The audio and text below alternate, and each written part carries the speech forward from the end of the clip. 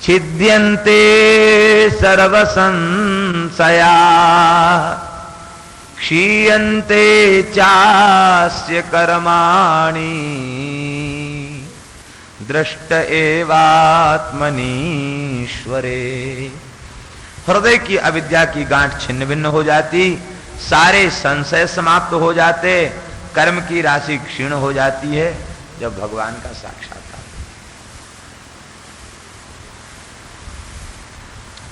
देखो, इस प्रक्रिया से जब भगवत साक्षात्कार होगा वही साक्षात्कार कहा जाएगा। और इस प्रक्रिया से जब भगवत साक्षात्कार होगा तो सरित समुद्रांश्च हरे शरीरम यत्किंच भूतम प्रणमे दनन्या। इस प्रक्रिया से चलकर जब भगवत साक्षात्कार होगा तो वह भगवत साक्षात्कार एक भगवान के स्वरूप का साक्षात्कार नहीं, अपितु खम वायु मग्निम सलिलम महिष्य आकाश पृथ्वी अग्नि जल पवन सरित समुद्र वृक्ष वन पर्वत समुद्र आदि सब में भगवान दिखाई पड़ने लग जाएंगे। और सब में भगवान दिखाई पड़ना लग जाना यही वस्तुतः वास्तविक अर्थों में भगवत साक्षात्कार है। वासुदेव सर्वमिति स महात्मा सुदुर्लभा। वासुदेव सर्वम, भगवान सर्व सब कुछ है। देखिए, वासुदेव सर्वम में सत भी भगवान और सत भी भगवान। ज्ञान में असत की निवृत्ति और सत में प्रतिष्ठा। तो असत बहुत समय तक पीछा नहीं छोड़ता, ये भी असत, ये भी असत, इससे भी अध्यास, ये भी उपाधि, इसको भी नष्ट करो, ये भी उपाधि, इसको भी छोड़ो, ये भी उपाधि, इसको भी छोड़ो। इस प्रक्रिया को करते करते बहुत समय लग जाता है। इसलिए बहुनाम जन्मनाम अंते ज्ञान वाम माम प्रपद्यते। लेकिन भक्ति में सब भगवान है, बस स्वीकार कर लो। क्योंकि भगवान कहते सदसत चाहम अर्जुन, मैं सत भी हूं और मैं असत भी हूं, दोनों भगवान के ही स्वरूप है। जड़ चेतन जग जीवी जत सकल राममय जान, बंदो तिनके पद कमल सदा जोड़ जुगपान। ये भगवत साक्षात्कार, भगवान के अतिरिक्त कोई वस्तु न दिखाई पड़े, सर्वत्र भगवान की अनुभूति हो।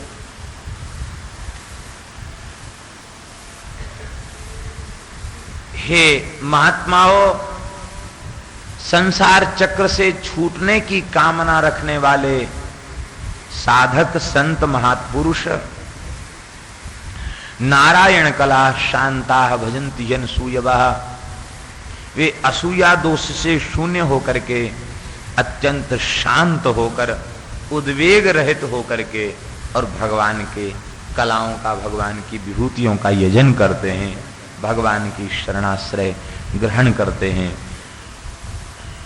देखो, भजंती के पहले अनसूयवः के भजंती, बोले ये अनसूयवः ते एव भजंती, और ये खलु असूयवः ते न भजंती। असूया निंदा दोष है, दूसरे के पीछे पड़े रहना, उसकी निंदा करते रहना।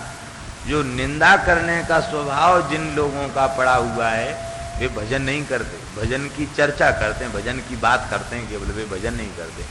भाई, भजन करने वाले को किसी की निंदा करने की फुर्सत कहाँ है?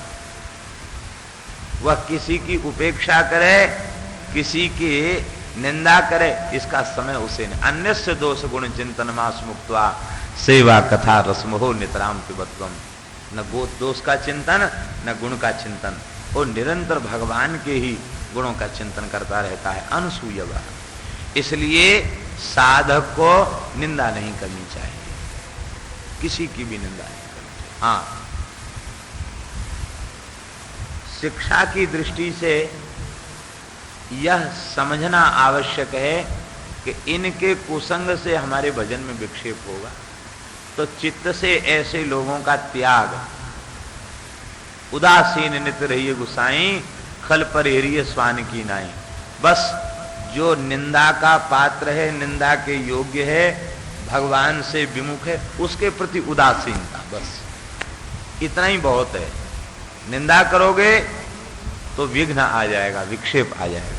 इसलिए भजन्ति यन सूयवः, असूया दोष से रहित होकर के वे भगवान का भजन करते हैं। श्री वृंदावन बिहारी लाल की। ये तो मुमुक्षुओं का स्वरूप है, और जिन्हें अभी संसार के चक्र में ही भटकना है, वे रजोगुण तमोगुण प्रधान प्रकृति वाले जीव साधक पितरों का यजन करते हैं, भूतों का यजन करते हैं, प्रजेश जो देवता हैं उनका यजन करते हैं। और उनको चाहिए क्या होता है? कहते श्री, ऐश्वर्य और संतान, बस यही चाहिए होता है।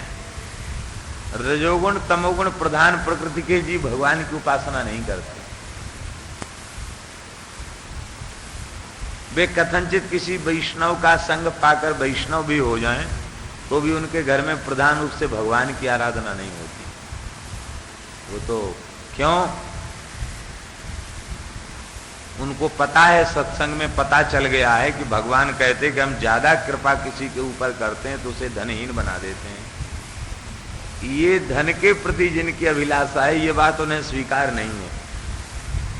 कई बार तो बड़ा कष्ट होता है जब बड़े से बड़े अच्छे भक्त लोग भी जब किसी तंत्र मंत्र या किसी देवी या किसी तमोगुण रजोगुण प्रधान देवता की उपासना में लगे दिखाई पड़ते हैं, तो चित्त को बड़ा क्लेश होता है। ऐसा परत्व नहीं, भगवान में परत्व बुद्धि उनकी नहीं आ पाती। संसार की कामना जब तक चित्त में है तब तक बस उस देवता की उपासना करो ये मिल जाएगा, उसकी उपासना करो ये मिल जाएगा। देखो ऋषियों, वासुदेव परा वेदा, वासुदेव परा मखा, वासुदेव परा योगा, वासुदेव परा क्रिया, वासुदेव परम ज्ञानम, वासुदेव परम तपा, वासुदेव परो धर्मो, वासुदेव परागति। वेद, यज्ञ, योग, क्रिया, ज्ञान, तप, धर्म और गति, ये सब वासुदेव परक ही हैं। इन सबका अंतिम फल भगवान की प्राप्ति ही है। ये भगवान की विलक्षण लीला है। बोलो भक्तवत्सल भगवान की जय। वे भगवान जीवों पर अनुग्रह करके और प्रकट होते हैं, लीलावतार ग्रहण करते हैं। देव तिर्यंग नरादिषु, भगवान देव शरीर को भी स्वीकार करते हैं, पशु शरीर को भी स्वीकार करते हैं, पक्षी शरीर को भी स्वीकार करते हैं, और मनुष्य के स्वरूप को भी भगवान ग्रहण करते हैं। सब में भगवान, देव, त्रियंग और नरादिषु। आप लोग कहेंगे कि भगवान को क्या जरूरत है, शूकर बनने की क्या जरूरत है,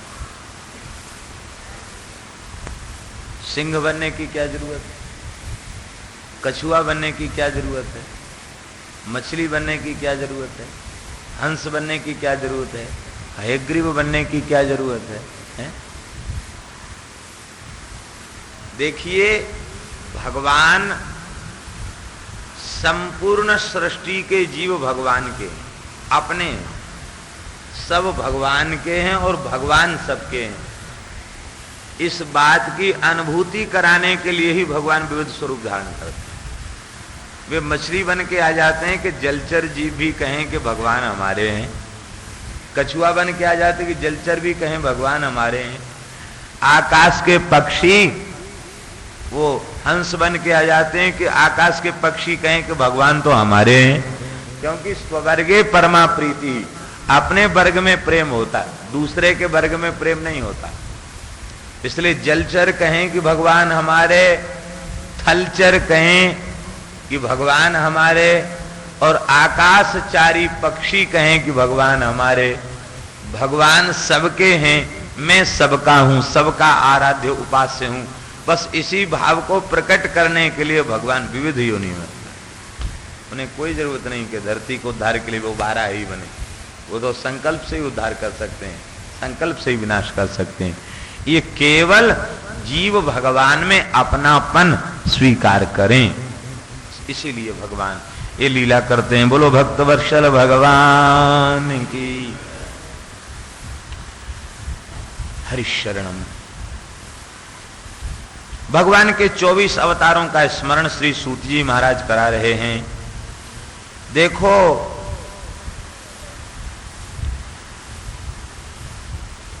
भगवान का सबसे पहला अवतार है पुरुषावतार।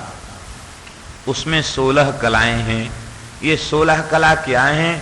कहते पंच ज्ञानेन्द्रिय, पंच कर्मेंद्रिय, कितने हो गए? 10, और एक मन हो गए 11, और पंचभूत हो गए 16। ये 16 कलाएं हैं। यही भगवान पुरुषाकार ग्रहण करके, पुरुषाकृति ग्रहण करके, और जब वे भगवान योग निद्रा का आश्रय लेकर के कमल में, जल में शयन करते हैं, उनके नाभि से कमल उत्पन्न होता, कमल से ब्रह्मा जी प्रकट होते हैं, और श्री ब्रह्मा जी महाराज उस कमल की पखुड़ियों में ही अलग अलग लोकों की रचना और कल्पना करते हैं। वे भगवान, उनके हजारों मस्तक हैं, हजारों जंघाएं, हजारों पैर हैं, हजारों उनके कान हैं। ऐसा वह भगवान का स्वरूप है। पश्यन्त्यदो रूपमदभ्र चक्षुषा सहस्र पादोरुभुजाननाद्भुतम् सहस्रमूर्धस्रवणाक्षि नासिकम् सहस्रमौल्यंबर कुंडलोल्लसत्। इसका तात्पर्य है कि जहां कहीं जितने हाथ, जितने पैर, जितने मस्तक हैं, वे सब भगवान के ही। अनंत मस्तक, अनंत मुख। विश्वतः चक्षुरुत विश्वतो मुखो विश्वतो बाहुरुत विश्वतस्पात संभव्यान धमति संपदत्तरी द्यावा भूमि जनयन देव एका। इस मंत्र का भी यही अर्थ है। भगवान के समस्त अवतारों का मूल बीज यही है। इसी से भगवान के विविध अवतार होते हैं। भगवान का सबसे पहला अवतार है सनकादिक अवतार। 4 रूपों में भगवान प्रकट हुए, सनक, सनंदन, सनातन और सनत कुमार। भगवान का सबसे पहला अवतार पुरुषाकार में, मानवाकार में है। ये 4 स्वरूपों में अवतार मानवाकार है। मानवाकार में अवतार क्यों लिया और 4 रूपों में अवतार क्यों लिया? 1 माने एक वचन, 2 माने 2, 3 माने बहु, 4 माने अनंत। माने 4 रूपों में अवतार लेकर भगवान ने यह बताया, असंख्य अनंत मनुष्यों का एक ही कर्तव्य है, निवृत्ति। इन्होंने निवृत्ति मूलक धर्म का उपदेश दिया। देखिए, मनुष्य के जीवन का पर्यवसान प्रवृत्ति में नहीं, निवृत्ति में है। ये बात समझने की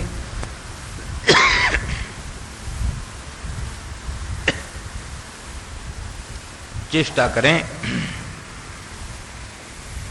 लक्ष्य प्रवृत्ति नहीं है, लक्ष्य निवृत्ति है।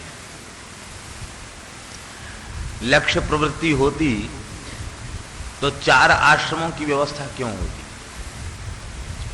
ब्रह्मचर्य से गृहस्थ, गृहस्थ से वानप्रस्थ, वानप्रस्थ से सन्यास।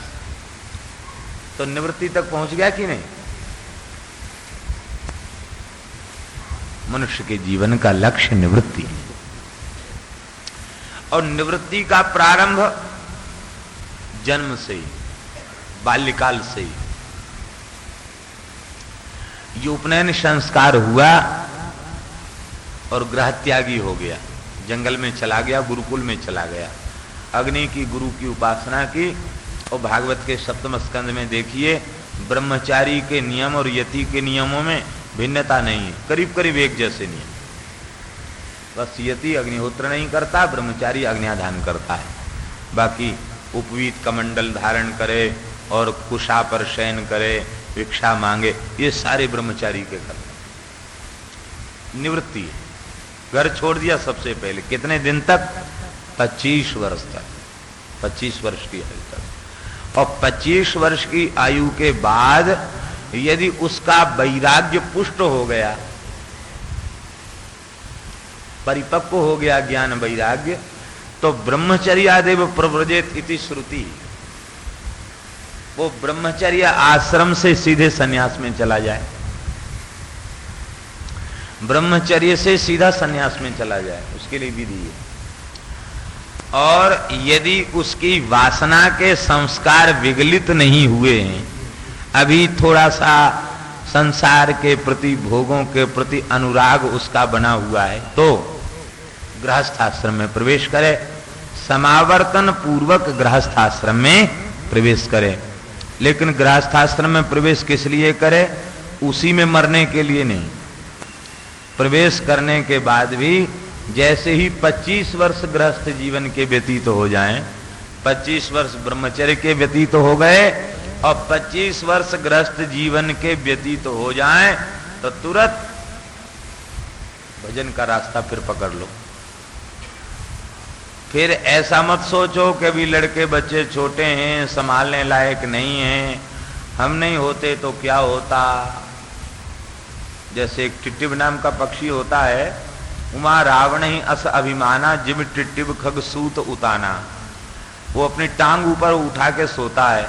पक्षियों ने पूछा, भाई ऐसे क्यों सो रहे हो? बोले आसमान गिरेगा तो हम ही तो इसको अपनी टांगों पर रोकेंगे। ऐसी टिट्टिब जैसा अभिमान चित्त में नहीं होना चाहिए कि सब हमारे ऊपर चल रहा। फिर बरबस राज सुत इंद्रपदीना नारी समेत गवन बन की। बरबस, बरबस का तात्पर्य है कि लड़के बच्चे फिर भी हाथ जोड़ के मना में कि नहीं नहीं महाराज मान जाइए, यहीं सेवा करेंगे। नहीं नहीं, बरबस। अब संभालना हो तो संभालो, नहीं हम तो चले। यदि पत्नी उसमें सहयोग करती है कि हाँ चलो हम भी वृंदावन वास करेंगे, हम भी भजन करेंगे, तो उसको भी त्यागो मत, उसको साथ ले लो। और यदि वो कहती है कि नहीं हमारी तो लड़के बच्चों में ममता है, तो लो खूब आनंद से मौज करो यहीं, अब हमें जाने दो। एक महात्मा कहते थे 50 के वर्ष के बाद की जो आयु है उसको 51 कहते हैं। वन माने 50 के बाद वन चले जाओ। यद्यपि ये संस्कृत अर्थ नहीं हो सकता, लेकिन फिर भी भाव की दृष्टि से तो ठीक ही है। बोले बार बार बन जाने को कहती है संख्या, 51, 52, 53, 54, 55, बन बन बार बार कहती, बन जाओ बन जाओ। और इसके बाद नहीं गए तो 60, 59, 60, 62, बार बार 60 कह करके गाली देती है संख्या। 60 साल में भी ब्रजवास नहीं किया, भजन में रुचि नहीं बढ़ी, तो 60, 60, 60। एक महात्मा कह रहे थे, उनके भाव बहुत अच्छे लगे हमको। यद्यपि संस्कृत शब्द से यह अर्थ नहीं निकलेगा, लेकिन फिर भी लौकिक संख्या और हिंदी के भाव की दृष्टि से ठीक। इसके बाद प्रवृत्ति नहीं, प्रवृत्ति के बाद फिर निवृत्ति। फिर वानप्रस्थ में भी नहीं, वानप्रस्थ से फिर संन्यास।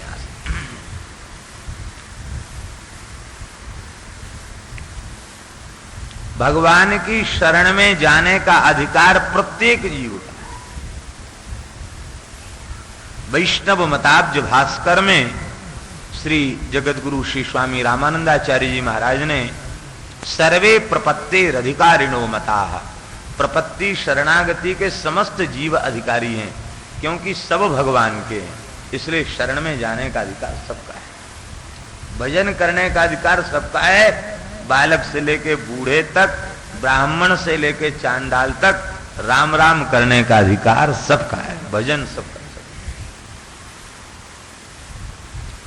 देखिए एक और महत्वपूर्ण बात, ब्रह्मचर्य से सीधे सन्यास में गया, उसको वानप्रस्थ की व्यवस्था नहीं है, और गृहस्थ से सन्यास में गया तो उसके लिए वानप्रस्थ की शास्त्रीय व्यवस्था है। और आप बड़े बड़े पंडित, यहाँ पढ़े लिखे लोग बैठे हैं, चारों आश्रमों के नियमों में सबसे कठोर नियम वानप्रस्थ के हैं। ब्रह्मचर्य से भी कठोर और सन्यास से भी कठोर। सर्वाधिक कठोर नियम वानप्रस्थ के हैं। वानप्रस्थ के नियम इतने कठोर क्यों हैं? श्री शंकराचार्य जी ने अपने भाष्य में लिखा है, कहते वानप्रस्थ के कठोर नियम इसीलिए हैं क्योंकि गृहस्थाश्रम में प्रवेश करके जो भोग का संग्रह किया है और भोग का उपभोग किया है, उस वासना जनित संस्कारों को समाप्त करने के लिए कठोर तप की आवश्यकता है। और ब्रह्मचर्य आश्रम से सीधे सन्यास में गया तो भोग का संपर्क तो हुआ ही नहीं, तो चित्त पर वासना का उतना प्रबल प्रभाव नहीं है, इसलिए वो सीधे सन्यास में जा सकता है। लेकिन गृहस्थाश्रमी व्यक्ति को वानप्रस्थ में जाना चाहिए। वर्तमान काल की परिस्थिति में वानप्रस्थ यही ठीक है कि बस समय आने पर भजन में जीवन अपना लो, यही वानप्रस्थ है। क्योंकि उन वानप्रस्थ के नियमों का पालन कि सूर्य के ताप में पके हुए फलों को खाओ, पृथ्वी पर शयन करो, वर्षा ऋतु में बाहर रहो, और शीतकाल में तालाब में नदी में शयन करो, और गर्मी में पंचाग्नि तपो। ये आज का गृहस्थ बेचारा कहां से करेगा, वो तो राम नाम सत्य हो जाएगी उसकी। इसलिए आज का वानप्रस्थ यही अच्छा है कि भगवान ने जिसको जैसी सामर्थ्य दी है उसके अनुरूप अपनी सामान्य व्यवस्था बना करके भजन में लग जाए, यही वानप्रस्थ है। बोलो वृंदावन बिहारी। तो निवृत्ति ही लक्ष्य है, प्रवृत्ति लक्ष्य नहीं है। इस बात को मनुष्य मात्र को समझाने के लिए भगवान ने 4 रूपों में अवतार लिया और निवृत्ति धर्म का पालन किया। मनुष्य बड़ा व्यसनी है, ये न तने तरह के व्यसन तो इसके पीछे लगे हैं, और इसे संतोष नहीं होता तो ना जाने कौन कौन से व्यसन अपना लेता है, और वे व्यसन उसका विनाश कर देते हैं। भगवान ने व्यसन से व्यसन करना सिखाया, सनकादिक भगवान ने व्यसन करना सिखाया। बोले भाई देखो, ये संसार के समस्त व्यसनों से बचना चाहते हो तो 2 व्यसन अपना लो। लोग कहते हैं ना कांटे से कांटा निकलता है, यदि संसार के समस्त व्यसनों से छुटकारा पाना चाहते हो तो 2 व्यसन अपना लो। वे कौन से व्यसन हैं? बोले सदा वैकुंठ निलया हरि कीर्तन तत्परा लीलामृत रसोन्मत्ता कथा मात्रैक जीविना। ये व्यसन अपना लो, भगवान नाम संकीर्तन का और भगवत कथा श्रवण का व्यसन। ये 2 व्यसन अपना लो तो संपूर्ण व्यसनों से मुक्ति हो जाए। आशा बसन व्यसन यह तिन्हि रघुपति चरित हो नित सुनहि। आशा बसन है, प्रायः धनवान लोगों को तरह तरह के व्यसन लग जाते, लेकिन ये चारों महात्मा एकदम दिगंबर हैं, शरीर पर सूत का धागा नहीं है, फिर भी बड़े व्यसनी हैं। क्या व्यसन है? बोले कथा कीर्तन का व्यसन है, और इन्हें किसी जमात को बटोरना नहीं पड़ता। ये 4 हैं, एक वक्ता बन जाता, 3 श्रोता बन जाते हैं जब कथा होने लगती है। एक वक्ता बन गया, 3 श्रोता बन गए। जब कीर्तन करना होता तो 4 कीर्तन करने लग जाते हैं। तो कथा कीर्तन का जो व्यसन है, ये व्यसन संसार के व्यसन से, भवचक्र से छुड़ाने वाला है, ये उपदेश दिया। एक कथा और विलक्षण है। भगवान ने इस अवतार में बड़ी विलक्षण साधुता का परिचय दिया। भक्त का स्वरूप क्या है, साधु का स्वरूप क्या है, इसका भगवान ने परिचय दिया। ये लिंग पुराण की कथा है, बड़ी सुंदर कथा है। बोले एक दिन की बात है, ये 4 ऋषि सनक सनंदन सनातन सनत कुमार, ये 4 ऋषि कैलाश में पहुंच गए। पार्वती जी भगवान शंकर के निकट विराजमान थी। तो पार्वती जी बोली कि ये महात्मा आपको कभी चैन नहीं लेने देते, जब देखो तब कोई ना कोई महात्मा चला आता है, बस आप कथा कहे तो इनको सुनते सुनते पेट नहीं भरता है। ये ऊंट जैसे मुंह उठाए घूमते रहते हैं, ये ऊंट हो जाए, पुष्ट हो जाए। ये भगवान है, शाप दे सकते थे कि नहीं, लेकिन वे अत्यंत गदगद हो गए। बोले देखो भगवान कितने कृपालु हैं, आज हमारे ऊपर कृपा होगी, हमको ऊंट बना दिया। वो शंकर जी को प्रणाम किया, पार्वती जी को प्रणाम किया, 4 उष्ट्र बन गए। भगवान शंकर ने कहा देखो पार्वती, वो तुमको शाप दे देते तो तुमको भी जाने क्या बनना पड़ता, जो कह देते वही बनना पड़ता तुमको भी। इस संतों की महिमा बहुत बड़ी है, लेकिन वे कितने क्षमाशील महात्मा हैं। देखो तुमसे कुछ भी नहीं कहा, उल्टे प्रणाम करके चले गए, जय जयकार करके गए। ये है साधुता। अब तो पार्वती जी को बड़ा कष्ट हुआ, बोले चलो भाई महात्माओं को खोजो कहाँ है। तो शंकर जी के साथ पार्वती जी खोजते खोजते गई तो जंगल में वो चारों एक जैसे सुंदर उष्ट्र बने हुए थे और बबूल की नीम की पत्ती खाते हुए प्रेम से विचरण कर रहे थे। तो भगवान शंकर ने उनके निकट जाकर पूछा, कहो महात्माओं कुशल से तो हो और अब आपके मन में क्या अभिलाषा है? बोले महाराज बड़ा आनंद है, जब तक वो मानवाकार था तब तक थोड़ा बहुत कुछ नित्य नियम शौचाचार की मर्यादा हमारे शरीर के साथ लगी हुई थी, तो उतना समय शरीर की क्रिया में चला जाता था तो वो जो है बड़ा कष्ट होता था कि हम भजन से वंचित हो गए। लेकिन माता जी ने ऐसी बढ़िया कृपा करी है कि अब तो न लंगोटी लगाने की जरूरत है और न कमंडल रखने की जरूरत है, न मलमूत्र त्याग के समय शुद्धि की अपेक्षा है। अब तो वह नीम की पत्ती खा लेते, बबूल की पत्ती खा लेते, प्रेम से भजन करते। इससे बड़ी भगवान की कृपा दूसरी नहीं हो सकती। अब तो महाराज पार्वती जी ने महात्माओं के चरणों में नमस्कार किया और वे पुनः अपने स्वरूप में आए। ये साधु। लोमस जी ने शाप दे दिया कागभुसुंडी को, शपथ हो पक्षी चांद डाला। अरे दुष्ट बार बार अपने पक्ष को प्रबल करता है, चांडाल पक्षी हो जाए। तो चांडाल पक्षी हो गए और उस कागभुसुंडी स्वरूप से, उस काग शरीर से उन्होंने 27 कल्प तक की लीलाएं उन्होंने देखी। उनके सामने 27 बार रामावतार हुआ। आप सोचिए, जिस शरीर को प्राप्त करके भजन बने उसी शरीर को पाकर। इसका तात्पर्य है कि भजन में सबसे पहली आवश्यकता यह है कि हमें जो प्राप्त हो हम उसमें परम संतुष्ट हो जाए। जो शरीर, जो अवस्था, जो वर्ण, जो आश्रम हमें प्राप्त है उसको प्राप्त करके हम ये न व्याकुल न हो, बस भजन में लग जाए। यही इसका तात्पर्य है। बोलो सनकादिक भगवान की। माया से बचने के लिए इन्होंने एक महामंत्र का उपदेश दिया।